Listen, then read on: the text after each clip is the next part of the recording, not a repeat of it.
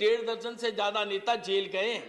Sanjay money laundering घोटाले में Amanullah Khan jail गए। ये भ्रष्टाचारी और अराजक तत्वों के सरदार हैं।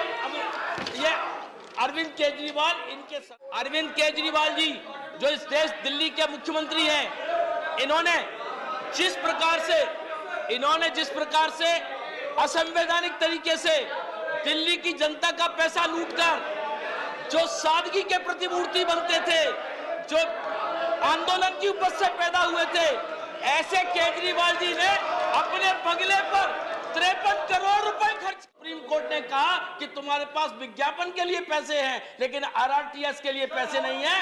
ये दिल्ली का विकास नहीं चाहते।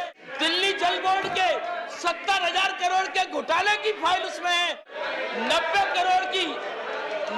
करोड़ रुपए जो आम आदमी पार्टी को दिल्ली सरकार ने जो उसके विज्ञापन पर खर्च किए, उसकी फाइल विजिलेंस पे है। 437 जो गलत नियुक्तियां हुई हैं, जिसको एलजी ने निकाला है, ऐसी नियुक्तियां जो इन्होंने अपने एमएलए, अपने पार्टी के लोगों के रिश्ते नातेदारों को की, जिसमें ना सर्विस कमीशन लिया, ना स्टाफ सिलेक्शन बोर्ड लिया, ना यूपीएससी की। इस तरह की धांधली इन्होंने की है। अब ये दिल्ली के पूर्ण राज्य के मुख्यमंत्री मानकर अपना जलवा दिखाना चाहते हैं। और तो और इनकी एरोगेंस देखिए, इनका मेगालोमेनिया देखिए, कितनी पराकाष्ठा है। ये अपने आप को दिल्ली का मालिक कहते हैं। महोदय, मेरा स्पष्ट मानना है कि यह विधेयक न केवल दिल्ली बल्कि देश के नागरिकों की भावनाओं को ध्यान में रखकर लाया गया है। यह विधेयक दिल्ली की विशेष ऐतिहासिक, भौगोलिक, राजनीतिक एवं प्रशासनिक स्थिति को देखकर लाया गया। महोदय, मैं इस बिल की संवैधानिकता और वैधता के बारे में बहुत सारी बातें हुई हैं, लीगल और कॉन्स्टिट्यूशनलिटी के बारे में बहुत बात हुई है। मैं उस पर बहुत ज़्यादा चर्चा नहीं करना चाहता, लेकिन इतना जरूर कहूँगा कि सुप्रीम कोर्ट की आदेश की पैरा 86, पैरा 95, पैरा 164C, इसके तहत इसमें साफ कहा गया है कि संसद को अनुच्छेद 239A के तहत दिल्ली संघ राज्य क्षेत्र के किसी भी विषय पर कानून बनाने का अधिकार है। और इसकी बात मुझे लगता है कि अब इसमें कोई विवाद नहीं रहा है। उस पक्ष के लोग भी और इस पक्ष के लोग भी इसके बारे में अब विवाद से दूर हैं। तो ये एक बात तो तय होती है कि संवैधानिकता से परिपूर्ण है और ये अधिकार क्षेत्र में आता है मान्यवर। लेकिन प्रश्न ये है कि ये अध्यादेश लाने की जरूरत क्यों पड़ी। एक माननीय सदस्य ने बोला था कि अध्यादेश कब लाए जाते हैं, कि विषमता हो या आपात स्थिति हो। ये सही मायने में विषमता ही पैदा कर रहे थे। इस दिल्ली में ये विषमता पैदा कर रहे थे, इसलिए अध्यादेश लाना पड़ा मान्यवर। जब 11 मई को 2023 को सुप्रीम कोर्ट का जो आदेश आया, हालांकि उस आदेश में 2 जज की खंडपीठ के लिए निर्णय देने के लिए कहा गया था। उस आदेश में इन प्रिंसिपल निर्णय हुआ था, लेकिन इन आम आदमी पार्टी के लोगों ने इसको तुरंत उसी शाम को इंप्लीमेंटेशन करने का प्रारंभ कर दिया, जबकि 2 जजों की खंडपीठ को इसको निर्णय देना था। उसकी डेट नहीं लगी, मैटर नहीं लगा, निर्णय नहीं आया, लेकिन इन्होंने इंप्लीमेंटेशन प्रारंभ कर दिया और सतर्कता विभाग की फाइलों को ढूंढना शुरू कर दिया। सतर्कता विभाग के सचिव को, विशेष सचिव को बुलाकर निर्देश देने प्रारंभ कर दिए। सोशल मीडिया में जारी कर दिया कि आशीष माधव राव जो सतर्कता सचिव है, उनका ट्रांसफर हो गया। मान्यवर, 11/5/2023 के 11 मई के निर्णय में पैरा 165 में न्यायालय की नियमित बेंच को इस मामले का निपटारा करने का आदेश दिया गया था, जो बैठी ही नहीं है, लेकिन इन्होंने इंप्लीमेंटेशन प्रारंभ कर दिया। कारण क्या था? क्योंकि और इंप्लीमेंटेशन में भी क्या किया इन्होंने सतर्कता विभाग के निदेशकों को आदेश दिया कि सतर्कता विभाग के सचिव और स्पेशल सचिव इनको रिपोर्ट मत करिए, इनकी बात मत सुनिए, क्योंकि ये फाइलें अपने कब्जे में करना चाहते थे। मान्यवर, ये फाइलें क्या थी, क्यों चाहते थे ये? मान्यवर, ये मनीष सिसोदिया जो जेल में है, इनके उप मुख्यमंत्री, इनके शराब घोटाले की फाइल विजिलेंस के पास थी। ये उस फाइल को कब्जे में करना चाहते थे, ये सबूत बिगाड़ने चाहते थे। मान्यवर, अरविंद केजरीवाल जी जो इस देश दिल्ली के मुख्यमंत्री हैं, इन्होंने जिस प्रकार से इन्होंने जिस प्रकार से असंवैधानिक तरीके से दिल्ली की जनता का पैसा लूटकर जो सादगी के प्रतिमूर्ति बनते थे, जो आंदोलन की उपज से पैदा हुए थे, ऐसे केजरीवाल जी ने अपने बंगले पर 53 करोड़ रुपए खर्च किए और उसकी फाइल उसमें है। इसलिए ये सतर्कता विभाग को कब्जे में लाना चाहते हैं। दिल्ली जल बोर्ड के 70,000 करोड़ के घोटाले की फाइल उसमें है, इसलिए ये विजिलेंस को अपने कब्जे में लेना चाहते थे। 90 करोड़ रुपए जो आम आदमी पार्टी को दिल्ली सरकार ने जो उसके विज्ञापन पर खर्च किए, उसकी फाइल विजिलेंस पे है, इसलिए लेना चाहते थे। 433 जो गलत नियुक्तियां की बगैर स्टाफ सिलेक्शन बोर्ड के, बगैर यूपीएससी के, बगैर स्टेट सर्विस कमीशन के, इन्होंने 437 लोगों की नियुक्तियां की। और किन लोगों की नियुक्तियां की? ये उन लोगों की नियुक्तियां की जो इनके नाते रिश्तेदार हैं, इनके विधायकों के नाते रिश्तेदार हैं। Your point of order. I've been asking for a long time. One second. Your point of order. Point of order is, sir, 238. The One speaker, second. sir, What? the speaker. My point of order is 238. The speaker continuously he made the derogatory statement and used some names. He mentioned some names, sub judice, and his speech also sub judice. Sir,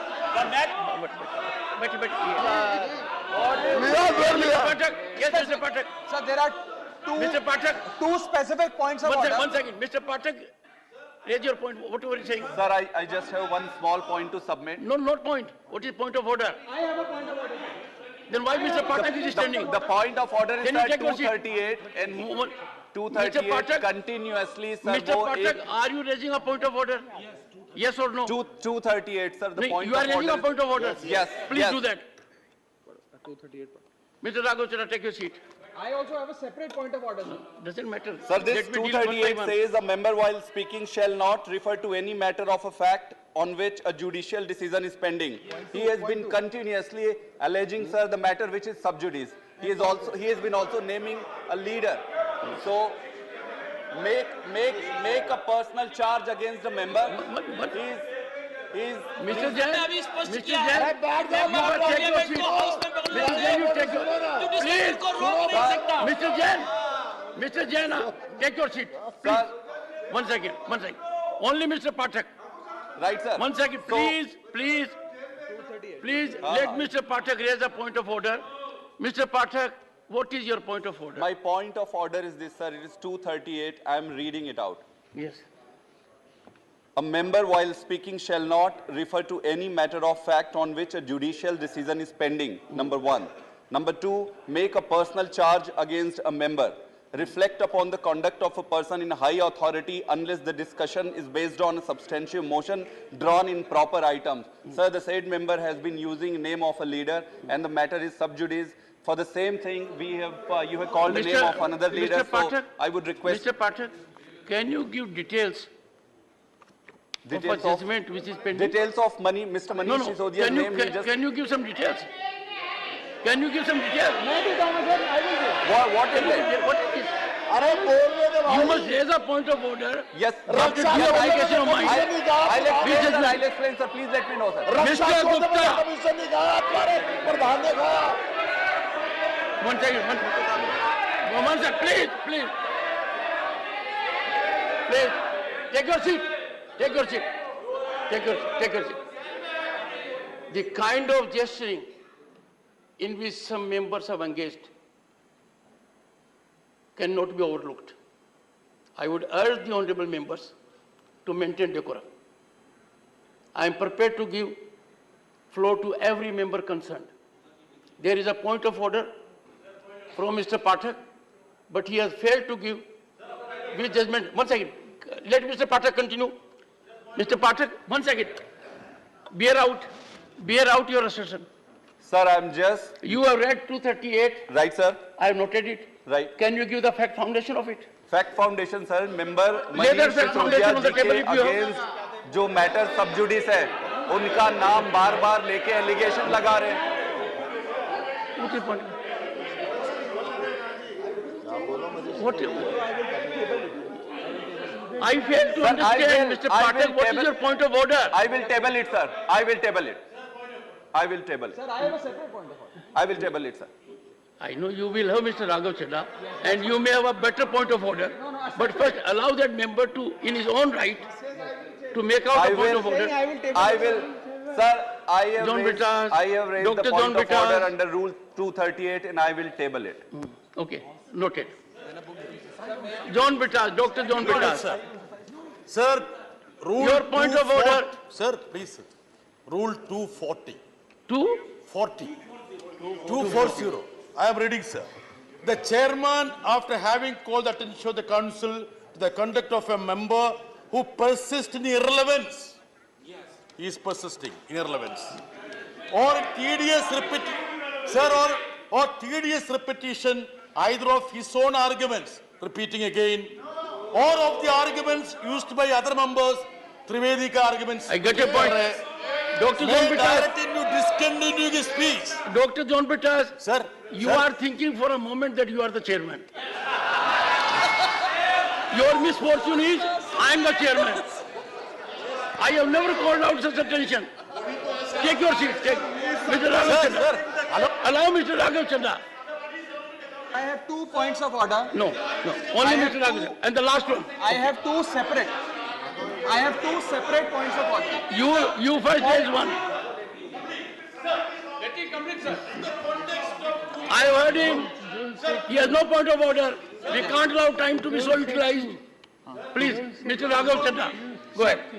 Sir, my first point of order is Rule 110, which is, sir may have 110. Go ahead. Sir, Rule 110, which is the scope of the debate. The discussion on a motion that the bill be passed shall be confined to the submissions of arguments either in support of the bill or on the rejection of the bill. In making his speech, a member shall not Dr. refer to the Niljan. details of the bill further than what is necessary for the Dr. purpose Niljan, of his arguments. continue. Today he has gone मैंने on- कहा कि 437 जो गलत नियुक्तियां हुई हैं, जिनको Dr. Niljan, continue. जिसको एलजी ने निकाला है, ऐसी नियुक्तियां जो इन्होंने अपने एमएलए, अपने पार्टी के लोगों के रिश्ते नातेदारों को की, जिसमें ना सर्विस कमीशन लिया, ना स्टाफ सिलेक्शन बोर्ड लिया, ना यूपीएससी की, इस तरह की धांधली इन्होंने की है, असंवैधानिक कार्य किए हैं।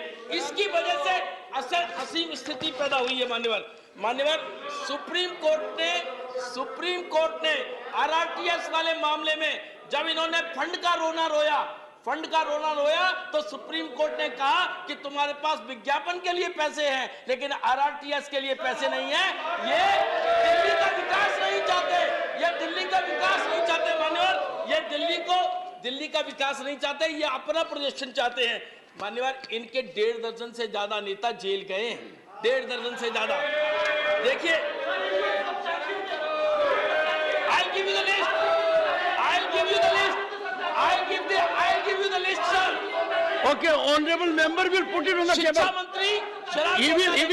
स्वास्थ्य मंत्री, मनी लॉन्ड्रिंग घोटाले में, Don't do it. Satyendra Jain money laundering One घोटाले second, में, one second. Sandeep Kumar ration के बदले रेप घोटाले में, लॉ की फर्जी डिग्री पर जितेंद्र तोमर जेल गए, असीम Ahmad Honorable member has already been directed to put it on the table of the house. He will do it. मामले में He will do it. Jail जा चुके हैं, विधायक प्रकाश शेरवाल जेल जा चुके हैं। इनके नेताओं Mr. की Raghav लिस्ट लंबी है। Chadha, one second. Did you not hear earlier speeches? No, you are right. Just tell me, 1 second. Don't enter into an argument. You have made your point. Take your seat and listen to it. The ruling is, Gupta ji, जाने वालों के नाम बताओ। गुप्ता जी, मुझे आपके स्वास्थ्य की काफी चिंता होती है कि नहीं है? आपका वजन ज्यादा है, मनीष आप सिसोदिया बहुत जेल में है कि एजुकेटेड नहीं होते हो। है?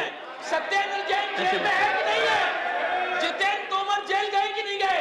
सोम भारती जेल गए कि नहीं गए? ऑक्सफोर्ड में अहमद बिल्डर जेल गए कि नहीं गए? अमानुल्लाह खान जेल गए? ये भ्रष्टाचार